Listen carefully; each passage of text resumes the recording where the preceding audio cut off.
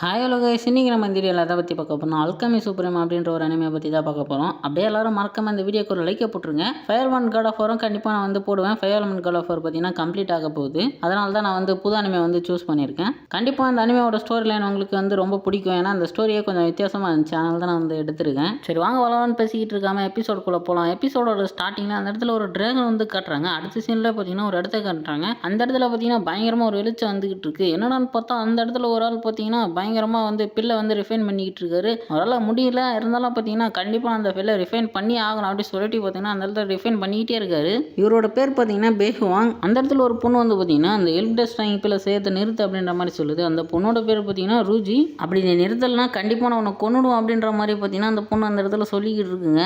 அந்த பொண்ணு என்ன சொல்லிக்கிட்டு இருக்குன்னு பார்த்தீங்கன்னா, நான் தான் வந்து இந்த உலகத்திலே அல்கெமியில் நம்பர் 1 இருக்கணும், நீ செய்கிற அந்த பில்லை வந்து நிறுத்து, அதாவது அந்த பொண்ணு மட்டும் தான் டிவைன் பில்லை செய்யணுமாங்க அப்படின்ற மாதிரி வந்து அங்கே சொல்லிக்கிட்டு இருக்கு. அப்போ பேஹுவாங் என்ன சொல்லிக்கிட்டு இருக்கேன்னா, உனக்கே தெரியும் நான் இதுக்கோசரம் எல்லாத்தையுமே வந்து இழந்துட்டேன், கண்டிப்பாக நான் அதை செஞ்சு முடிக்கணும் அப்படின்ற மாதிரி சொல்கிறாரு. பேஹுவாங் அந்த பொண்ணை லவ் வேற பண்ணியிருப்பார் போல. ஆனால் அந்த பொண்ணு பார்த்தீங்கன்னா அந்த இடத்துல ஒரு பர்பிள் ஃப்ளேம் எடுத்துகிட்டு வருது அவர் அட்டாக் பண்ணுறதுக்கு. அந்த பர்பிள் ஃப்ளேம் பார்த்தீங்கன்னா டாப் 5 ஃப்ளேமில் ஒன்றா. அந்த ஃப்ளேம் யூஸ் பண்ணி ஒரு ஃபீனிக்ஸை கிரியேட் பண்ணி அவர் அட்டாக் பண்ணிடுது. அவர் பார்த்தீங்கன்னா அதுலேருந்து மிஸ் ஆகி அங்கேருந்து தப்பிச்சு போய்கிட்டு இருக்காரு. அந்த ஃபீனிக்ஸ் விடாமல் பார்த்தீங்கன்னா துரத்திட்டு வந்து அவர் அட்டாக் பண்ணிக்கிட்டே இருக்குது. அவர் என்ன சொல்லிட்டு இருக்காருன்னா, இந்த உலகத்தில் என்னை யாராலையுமே கொல்ல முடியாது, என் சாவு என் கையில் தான் இருக்கும் அப்படின்னு சொல்லிட்டு பார்த்தீங்கன்னா அந்த பில்லை மேக் பண்ணார் பார்த்தீங்கன்னா அந்த ஃபர்னஸ்குள்ளே வந்து போயிடுறாரு. அதுக்குள்ளே போனதுக்கப்புறம் அங்கே ஏதோ ஒன்று வித்தியாசமாக வந்து நடக்க ஆரம்பிக்கிது. அவர் உள்ளே போனதுக்கப்புறமே அந்த பில்லை மேக் பண்ணுறது வந்து விடவே இல்லைங்க. எப்படியோ ஒரு வழியாக அந்த பில்லை வந்து மேக் பண்ணிடுறாரு. அந்த பில்லை அங்கேருந்து பார்த்தீங்கன்னா மேலே பறந்து காணாமல் போயிடுது. அதுக்கப்புறம் அந்த இடமே ஃபுல்லாக இடிஞ்சு விழ ஆரம்பிச்சிடுது. அடுத்த சீன்லேயே ஒரு அகாடமி வந்து காட்டுறாங்க. அந்த அகாடமியோட 6th இயர் பார்த்தீங்கன்னா நீங்கள் வந்து பவர்ஃபுல்லாக மாறணும்னா உங்களோட மார்ஷல் ஆர்ட் டெக்னிக்லாம் வந்து நீங்கள் அவேக்கன் பண்ணணும் அப்படின்னு சொல்லிக்கிட்டு இருக்காரு. நீங்கள் ஒரு பவர்ஃபுல்லாக வாரியராக மாறணும், உங்ககிட்ட கல்டிவேஷன், மார்ஷல் ஆர்ட்ஸ், அப்புறம் வந்து நல்ல குணம், அப்படி இது எல்லாமே இருந்தால் தான் நீங்கள் வந்து ஒரு பவர்ஃபுல்லான வாரியராக மாற முடியும் அப்படிலாம் வந்து சொல்லிக்கிட்டு இருக்காருங்க. ஹீரோவும் மனசுக்குள்ளேயே நானும் ஒரு பவர்ஃபுல்லான வாரியராக மாறணும் அப்படின்னு நினச்சிக்கிட்டு இருப்பான். அப்போ 6th இயர் என்ன சொல்லிக்கிட்டு இருக்கேன்னா, நீங்கள் மார்ஷல் ஆர்ட்ஸ் அவேக்கன் பண்ணிட்டீங்கன்னா நீங்கள் இந்த ப்ளூ ஃபயர் மார்ஷல் பிளேஸோட அஃபிஷியல் டிசேபிளாக வந்து மாறிடுங்க அப்படின்னு சொல்கிறாரு. இன்னொரு விஷயத்தையும் சொல்கிறாருங்க,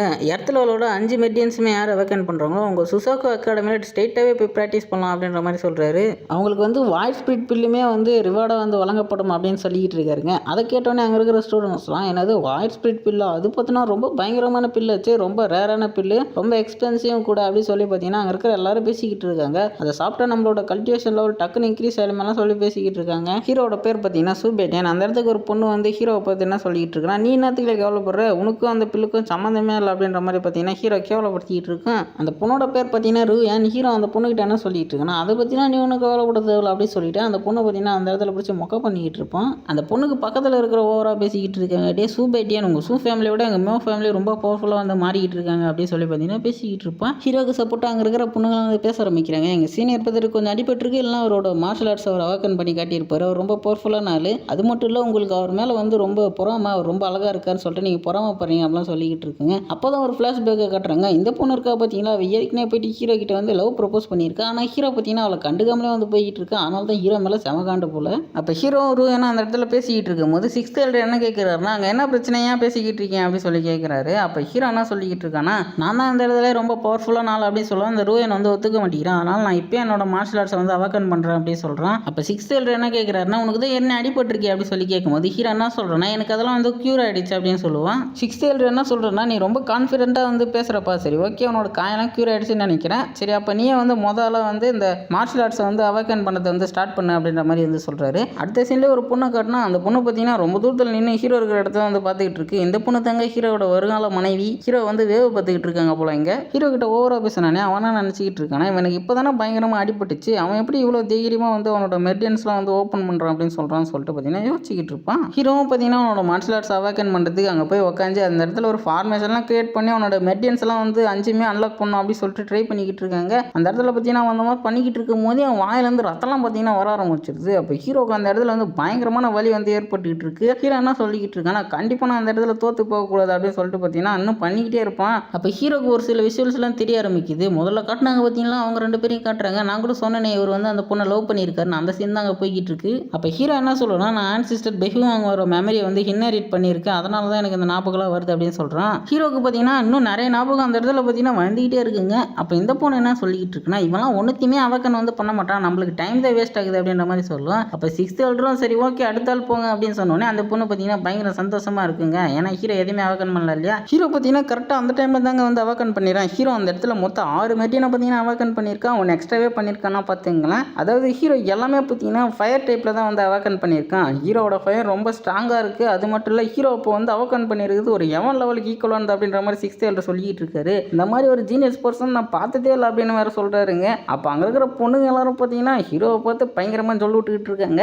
அப்படியே ஹீரோக்கு ஐ லவ் யூலாம் சொல்லிக்கிட்டு இருக்காங்கன்னா பாருங்களேன். ஹீரோ சுற்றி இருந்த கல் பார்த்தீங்கன்னா திடீர்னு ப்ளூ கலரில் மாறிடுது. அதை பார்த்துட்டு அங்கே வந்து எல்லாரும் திரும்பவும் சாக்காயிரானுங்க. அதோட 6th எல்டர் பயங்கர சாக்காயிராரு. இந்த மாதிரி ஜீனியஸ் எங்கடா இருந்தால் அவ்வளோ நாளா அப்படின்னு. ஹீரோ பார்த்தீங்கன்னா ஃபயர் டைப்பில் மட்டும் இல்லைங்க, ஐஸ் டைப்லையுமே பார்த்தீங்கன்னா அவனோட மெர்டியன்ஸை வந்து அன்லாக் பண்ணியிருக்கான். ஹீரோட பவரை பார்த்துட்டு ஹீரோட வருங்கால மனையுமே வந்து சாக்காயிராங்க. இவங்ககிட்டயும் வந்து 2 பவர் இருக்கா அப்படின்னு சொல்லிட்டு. ஏன்னு பார்த்தீங்கன்னா அவங்ககிட்டயுமே வந்து இந்த மாதிரி 2 பவருமே இருக்கான். ஹீரோ பார்த்தீங்கன்னா அதுக்கப்புறம் எல்லாத்தையும் முடிச்சுட்டு போயிட்டு 6th எல்டர் கிட்ட என்ன கேட்குறான்னா, நான் தானே ரொம்ப பவர்ஃபுல்லான ஆள் அப்படின்னு கேட்கும்போது அந்த இடத்துல ஒருத்தர் வந்து டே நீ சீட்டிங் பண்ணியிருக்கா அப்படின்ற மாதிரி வந்து சொல்கிறான். அவனோட பேர் பார்த்தீங்கன்னா ஆன்ஃபேங். அவனோட அகாடமி பேர் ரொம்ப பெருசாக இருக்குது, அதனால் ஊஃப் அகாடமின்னு வச்சுக்கலாம். அவன் பார்த்தீங்கன்னா அந்த அகாடமியில் ரொம்ப ஜீனியஸான ஆளாம். அவனை பார்த்தோன்னே ஹீரோ ஒன்றத்தை நினச்சி பார்க்குறான். இவன் தாங்க ஹீரோவை போட்டு சமாடி அடிச்சிருக்கிறான். அதை தான் வந்து நினச்சி பார்ப்பான். அப்போ 6th எல்டர் என்ன கேட்குறாருன்னா, இவன் சீட் பண்ணியிருக்கான்னு உங்ககிட்ட ஏதாவது ஆதாரம் இருக்கா அப்படின்னு சொல்லி கேட்கும்போது அந்த ஆன்ஃபேங் என்ன சொல்லிக்கிட்டு இருக்கான்னு பார்த்தீங்கன்னா, இவனோட மெர்டியன்ஸ்லாம் ஃபுல்லாகவே வந்து ஏற்கனவே பிளாக் ஆயிருந்துச்சு. இவன் ஏதோ ஒரு எலிக்சர் யூஸ் பண்ணி தான் இதெல்லாம் வந்து அவாக்கன் பண்ணியிருக்கான் அப்படின்னு சொல்லி பார்த்தீங்கன்னா ஹீரோ மேலே வந்து குற்றச்சாட்டு வச்சுக்கிட்டு இருக்காங்க. ஆன்ஃபேங் சொன்ன விஷயம் எல்லாமே வந்து ரைட் அப்படின்னு சொல்லிட்டு பார்த்தீங்கன்னா ஆன்ஃபேங்க்கும் ஒருத்தர் அந்த இடத்துல சப்போர்ட் பண்ணிட்டு வராங்க. அதாவது ஹீரோ பார்த்தீங்கன்னா சீட்டு தான் பண்ணியிருக்கான் அப்படின்னு பார்த்தீங்கன்னா சொல்லிக்கிட்டு இருப்பான். அப்போ ஹீரோ வந்து என்ன சொல்கிறேன்னா, தம்பி பேசி முடிச்சிட்டிங்களா, இதுக்கு ஒரு சூப்பரான வழி நான் சொல்கிறத நீ வேணா வந்து என் கூட சண்டை போட அப்படின்ற மாதிரி பார்த்தீங்கன்னா ஹீரோ அவன்கிட்ட கேட்குறான். அப்போ ஆன்ஃபேங் என்ன சொல்கிறேன்னா, சண்டையில் செத்து போயிட்டுனா ஏன் மேலாம் சொல்லக்கூடாதுப்பா அப்படின்னு சொல்லுவான். அப்போ 6th எல்டர் வந்து ஹீரோ கிட்ட கேட்குறாருனாப்பா நீ அவன் கூட சண்டை போட தான் போறியா அப்படின்னு. ஹீரோ பார்த்தீங்கன்னா சண்டைக்கு ஓகே சொல்லிடுறான். அப்போ 6th எல்டர் பார்த்தீங்கன்னா ஸ்கொயர் ஷேப்பில் ஒரு கட்டம் கட்டிடுறாரு. இதை தாண்டி யார் வெளியே போய் வீராங்களோ அவங்க தோத்தவங்க சொல்லிட்டு அறிவிச்சிருவாரு.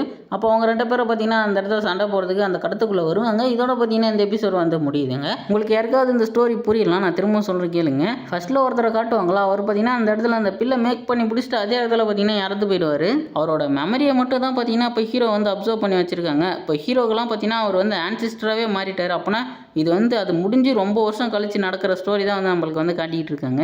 இதுக்கப்புறம் ஹீரோ அந்த பவர்லாம் வச்சு என்னென்ன பண்ண போகிறோம், அவரோட மெமரிலாம் யூஸ் பண்ணி என்ன பண்ண போகிறோம் அப்படின்றது தான் பார்த்தீங்கன்னா ஸ்டோரி. உங்கள் எல்லாருக்குமே கண்டிப்பாக இந்த அனிமே வந்து பிடிச்சிருக்குன்னு சொல்லிட்டு நம்புகிறேன். அதனால் மறக்காமல் எல்லாருமே இந்த வீடியோக்கு ஒரு லைக்காக போட்டுருங்க.